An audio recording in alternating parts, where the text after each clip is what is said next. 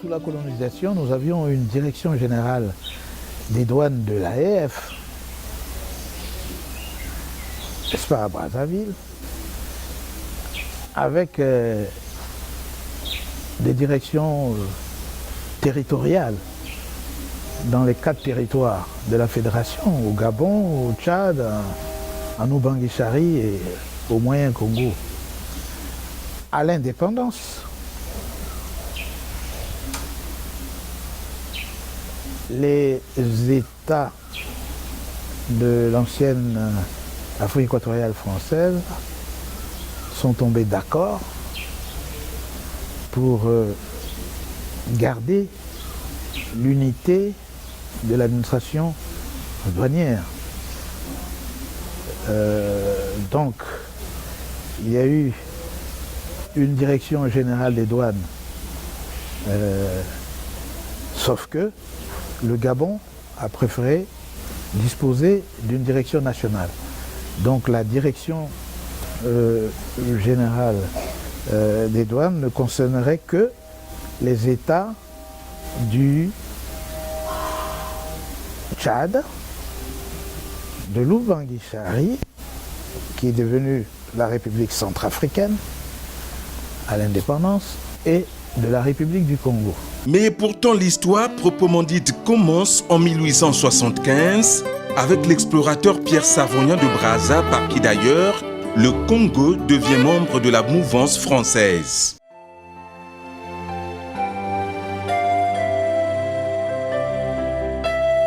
En 1880, le roi Makoko signe le traité par lequel fut créée en 1886 la colonie française.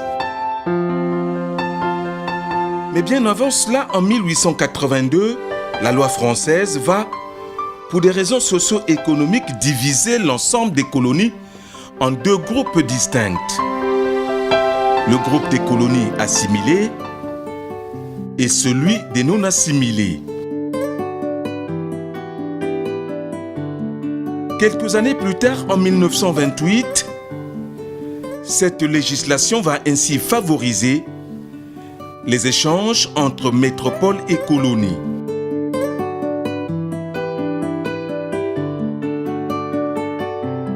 En 1954, les différents pouvoirs publics de la colonie française vont s'engager dans une réforme du régime colonial. 5 ans après, en 1959, 4 États dont la République centrafricaine, la République du Congo, le Gabon et le Tchad vont mettre en place une organisation commune, l'Union douanière équatoriale, avec pour objectif de faciliter la libre circulation des personnes et des biens au niveau de la sous-région. Tous les 4 États ont néanmoins institué une union douanière qui s'appelait l'Union douanière équatoriale, UDE. Voilà. Et c'est donc dans le cadre de cette union douanière que des discussions vont s'engager avec la République du Cameroun pour créer l'UDEAC. Donc il y a eu une phase pendant laquelle fonctionnait la commission UDE Cameroun, et au terme de cette phase, en 1965, n'est-ce pas, va naître l'Union douanière et économique de l'Afrique centrale, en sigle UDEAC.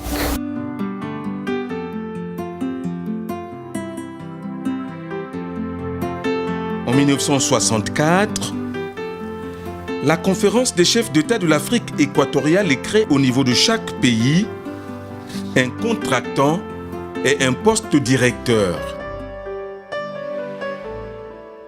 Les compétences entre direction des bureaux communs des douanes et direction nationale vont être ainsi clairement fixées. Malgré les directions nationales, il y avait ce qu'on appelait les bureaux communs. C'est-à-dire lorsque le bureau de Pointe-Noire travaillait pour un certain nombre d'éléments, pouvait percevoir les droits qui revenaient au trésor centrafricain, par exemple, puisque eux, ils n'avaient pas une côte maritime. Hein. La plupart de leurs marchandises traversaient par Pointe-Noire, et c'est la raison pour laquelle on a dit que le Congo est un pays de transit, puisque ça prenait le cheminement du chemin de fer et également la voie transéquatoriale du fleuve Congo. Mais quelques mois plus tard, le traité de Brazzaville instituant l'UDEAC va supprimer les directions des bureaux communs en laissant à chaque direction nationale la responsabilité de diriger elle-même le nouveau cadre tracé. C'est ainsi que sera créée en 1965 la douane congolaise. Avec la naissance de l'UDEAC, chacun des 3 États qui avaient une direction commune, à savoir le Tchad, la RCA et le Congo, va disposer désormais de sa direction générale.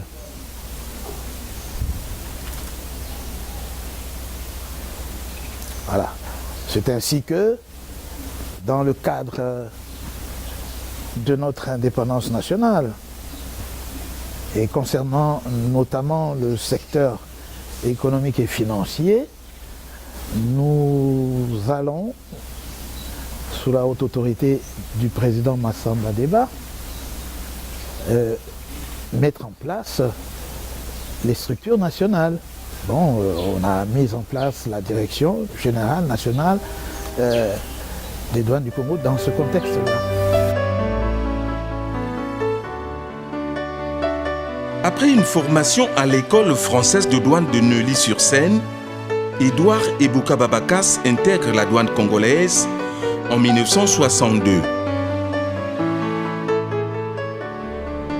C'est donc à ce tout premier cadre congolais des douanes, ministre des Finances du gouvernement Massamba Deba, que reviendra la mission de mettre sur pied la toute première administration des douanes du Congo. À cette époque-là, nous devions asseoir toutes les structures nationales.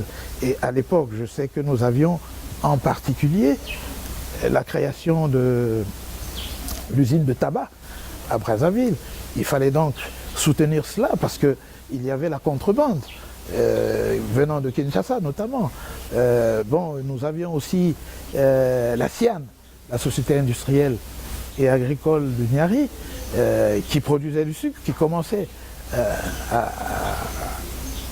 à grandir, n'est-ce pas?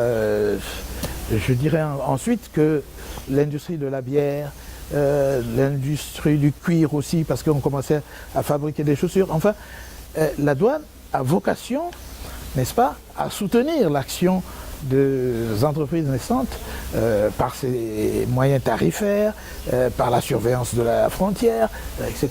C'est les missions traditionnelles, hein, à mon avis, d'une administration des douanes.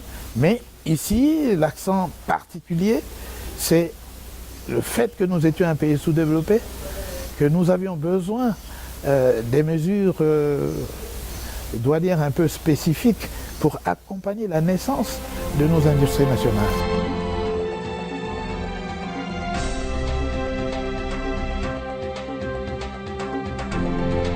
La nouvelle administration douanière ainsi créée va servir d'organe technique qui assiste le gouvernement dans l'exercice de ses attributions en matière de douane et de droits indirects. Lorsqu'on a créé l'UDEAC par après, avec l'entrée du Cameroun, c'est en ce moment-là qu'éventuellement, il y a eu une disparition des bureaux communs et les directions nationales sont devenues totalement opérationnelles, chacun organisé dans le cadre, n'est-ce pas, de son pays, travaillant essentiellement pour le trésor de son pays.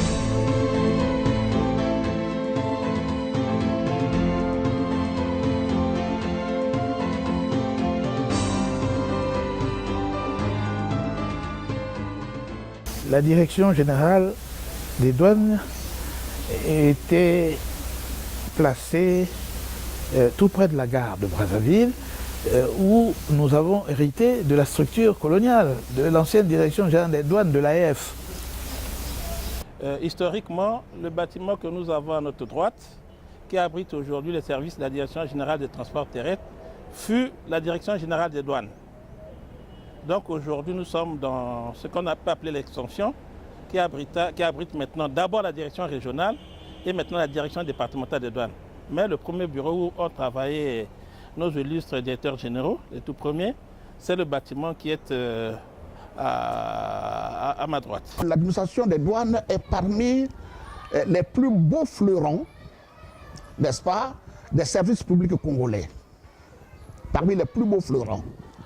Rendez-vous compte, après l'indépendance, le budget de l'État congolais était de 13 milliards à peu près. Sur les 13 milliards, eh bien, je crois que la douane contribuait au moins pour 7 à 8 milliards. Alors, on disait que notre budget est essentiellement fiscal. Très tôt et très vite, la question des ressources humaines s'est montrée comme défi majeur à relever. Ce qui nous manquait aux indépendants, c'était le personnel d'encadrement. Vous voyez? Et le président Fulbert Youlou, à l'époque, a incité les jeunes étudiants congolais, en France notamment, à intégrer les grandes écoles pour des spécialisations. Et c'est d'ailleurs dans ce contexte que j'ai fait l'École nationale des douanes de Neuilly et que je suis venu prendre fonction. Et Matsokota et d'autres ont fait la magistrature, Ndebeka, Milongo, ont fait l'École nationale d'administration. C'est dans ce contexte-là qu'on a commencé à résoudre le problème de l'encadrement.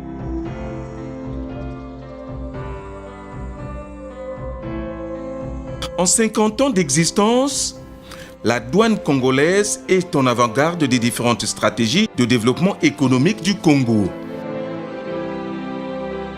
Plusieurs générations des douaniers se sont succédées, les unes après les autres. Des expériences les plus variées ont jalonné le parcours de cette administration douanière du Congo. 11 directeurs généraux en 50 ans, 11 personnalités à avoir occupé cette responsabilité, 11, tous inspecteurs de douane, avec pour premier directeur général Saturnin Okabe. En tant que ministre des Finances, j'ai donc proposé pour diriger cette nouvelle institution, mon collègue M. Okabe Saturnin, qui a été donc le premier directeur général de la Direction générale des douanes du Congo.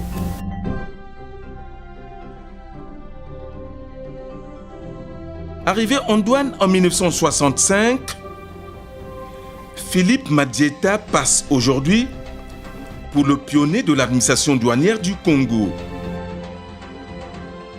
Il en sortira en 2003 après une carrière en international. Philippe Madieta a servi à Bangui en RCA, à l'école inter-État des douanes, comme directeur de cette institution sous-régionale. Mon plus grand souvenir, disons que c'est d'avoir connu l'expérience de la CEMAC. J'y arrive en 89 jusqu'en 2003 et là je me suis épanoui en tant qu'homme par les relations, par d'autres acquisitions, le sens de l'homme, comprendre l'homme, diriger un service, mais tout en étant ouvert aux revendications des autres. À une certaine époque de l'histoire de la douane, la formation à l'école française de douane de Neuilly-sur-Seine constituait le tremplin à l'entrée dans l'administration douanière du Congo. J'intègre l'administration des douanes après ma formation à l'école des douanes de Neuilly-sur-Seine en France. J'ai travaillé pendant un an et demi, avant de recevoir une autre affectation principalement celle qui m'a mené jusqu'à Pointe-Noire, où j'ai été nommé comme responsable à l'époque, en remplacement des Français qui étaient partis et qui n'avaient plus la possibilité de revenir. Moi, je suis arrivé en douane tout simplement universitaire, avec une maîtrise en relations internationales. À l'époque, automatiquement, il y avait un reversement dans la fonction publique. Quand on sortait de l'université, on était reversé à la fonction publique et je l'ai été, reversé à la douane. Et j'ai suivi une formation sur le tas et ensuite à l'École nationale des douanes de Neuilly en France, qui est la plus grande école francophone de douane, où je suis sorti avec un diplôme supérieur technique des douanes. Nombreux de ces douaniers qui ont passé une bonne partie de leur vie en douane disent l'avoir intégré par vocation. Ça a été une vocation parce que depuis le lycée, sur conseil de mon défunt père, il m'avait conseillé de faire d'abord au moins une licence en droit et ensuite de faire l'école des douanes. Ce que j'ai fait, j'ai suivi ses conseils. Et à la fin de mes études de droit, j'ai fait un 3e cycle de droit, j'ai postulé pour entrer à l'école des douanes de Neuilly. J'y suis entré en 82 et j'en suis sorti en 83 avec le titre d'inspecteur.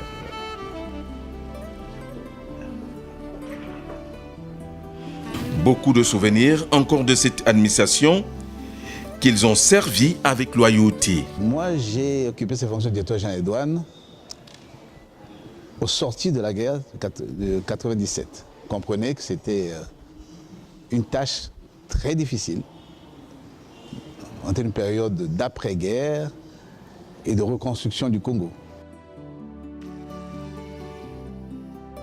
Ayant reçu une formation dans le domaine de la sécurité aéroportuaire, cet ancien directeur général de douane estime que la formation paramilitaire doit être comprise comme une nécessité absolue. D'une manière générale, il faut bien que le douanier ait une formation paramilitaire. Du moment où je vous l'ai dit, à une fonction au niveau des frontières, le douanier doit connaître la manipulation d'armes parce que c'est le premier personnage, agent de l'État qui doit protéger la frontière. Au mieux, quand aux États-Unis où j'ai fait ma formation de sécurité aéroportuaire, le douanier, l'immigration, le service d'immigration revient à la douane. Avant que je n'arrive à la tête des douanes, les douaniers ignoraient en fait un peu le côté militaire. Ils se prenaient beaucoup plus comme civils que militaires. Et je leur ai dit que non, ils se trompaient. Ils étaient paramilitaires. Et c'est pour cela que j'avais imposé la tenue. Et aujourd'hui, je suis fier de voir que les douaniers continuent toujours dans cette optique. Et je pense que ça n'a pas été facile. Ça n'a pas été facile. Mais au moins, ça, c'est le grand souvenir que je garde des douanes congolaises. Les voir maintenant en tenue. Ils sont fiers d'être en tenue. Et ils se disent eux-mêmes qu'ils sont très respectés quand ils sont en tenue.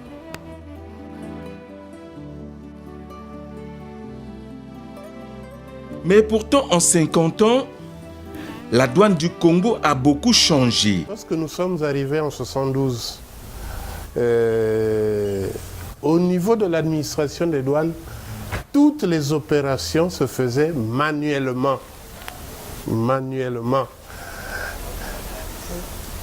C'est par la suite, et bien après d'ailleurs, bien après, c'est dans les années 80, 80 à 90, qu'on a commencé à intégrer le système informatique dans nos services. J'ai assisté à plusieurs grandes étapes.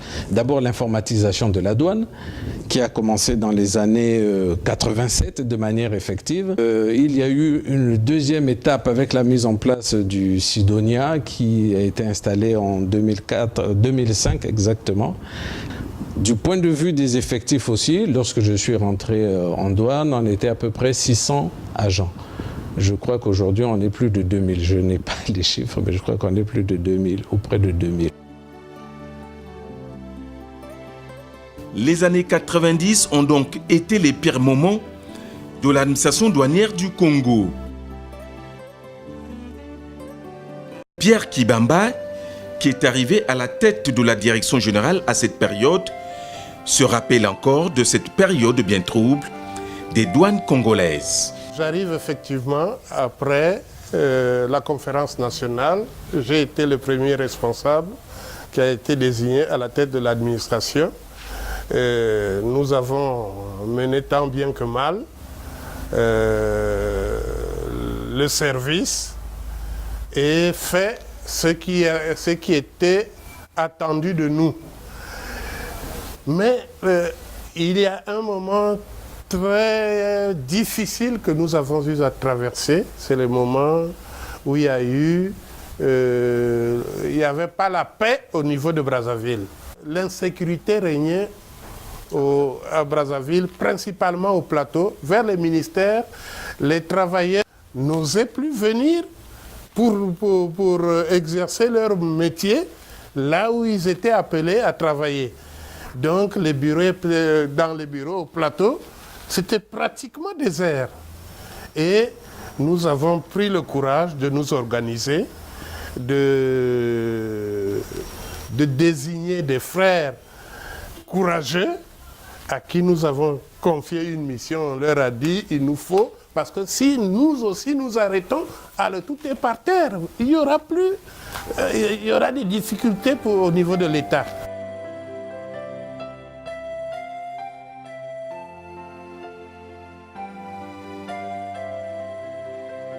Directeur général des douanes en fonction, Jean-Alfred Onanga a bâti une stratégie d'accompagnement des pouvoirs publics. La douane congolaise s'est montrée plus qu'engagée dans la municipalisation accélérée.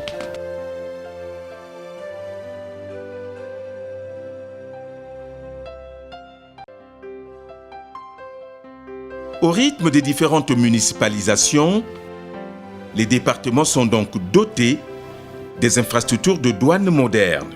Un bureau pour les inspecteurs de douane, un bureau du directeur départemental. Ici, par exemple, les locaux des douanes du département de la Lékoumou à Sibiti.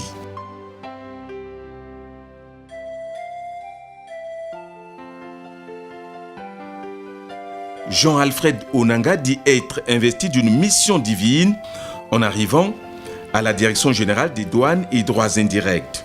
Je m'étais considéré comme en mission divine pour cette administration, parce que la tâche n'était pas facile. Que j'ai l'amour du prochain, parce que c'est ça qui a divisé cette maison, je l'ai trouvée en lambeaux. Ce que j'ai un peu déploré en douane, c'est le manque de cohésion. Et sans fait l'existence des lobbies. Et effectivement, c'est ce dont je me suis attelé à neutraliser en fait ces lobbies. Et je souhaiterais que celui qui m'a remplacé continue dans ce sens. Sans la confiance de tous les cadres et agents de cette administration, toute action que nous devrions entreprendre était nulle.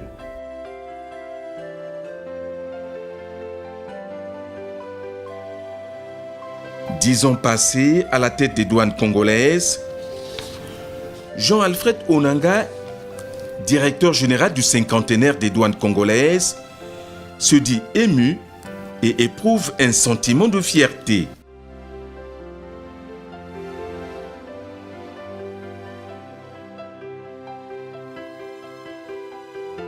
Mais à quoi donc peut servir la célébration du cinquantenaire au-delà de son caractère festif? 50 ans, c'est beaucoup mais peu.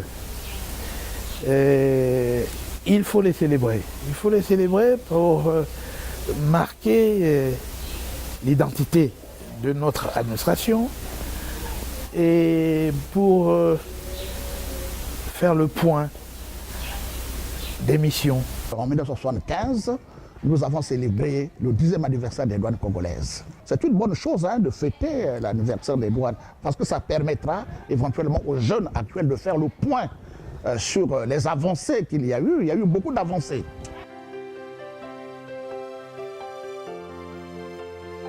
A tracé assurément le devenir de cette douane qui se modernise au fil de temps. Lorsqu'on a célébré les 20 ans de la douane congolaise en 1984, c'est à ce moment que certaines décisions ont été prises qui ont conduit notamment à une plus grande utilisation de l'informatique au niveau de l'administration des douanes. Des mesures ont été prises. Je pense qu'on peut profiter de ce cinquantenaire pour lancer la réflexion sur les nouveaux défis que la douane congolaise doit relever.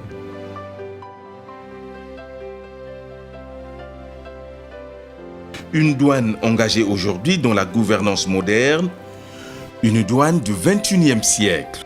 Nous allons vers des grandes mutations au niveau de l'administration des douanes. Les missions des douanes ne seraient plus celles de percevoir les droits et taxes. Ça va plus se limiter qu'à cela. Plutôt, nous devons nous adapter à la nouvelle donne, c'est-à-dire la douane du XXIe siècle. La douane du XXIe siècle, c'est quoi? C'est la célérité, la facilitation du commerce.